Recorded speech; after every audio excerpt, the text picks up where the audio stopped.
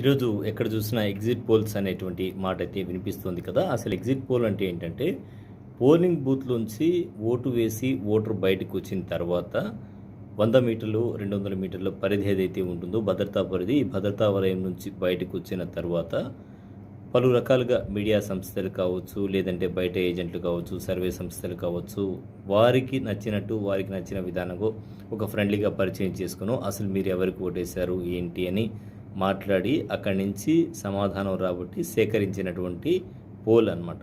So ఇది 100కి 100 పాళ్ళు పక్కాగా ఉంటుంది, ఇదే కరెక్ట్ అవుతుంది అని అయితే చెప్పలేము. ఎందుకంటే ఓటర్ వారితో ఎలా చెప్తారో, ఏం చెప్తారో, కరెక్ట్గా చెప్తారో లేదో తెలియదు కదా. సో దాదాపుగా 60% వరకు ఈ పోల్ అయితే ఖచ్చితంగా ఉంటుంది.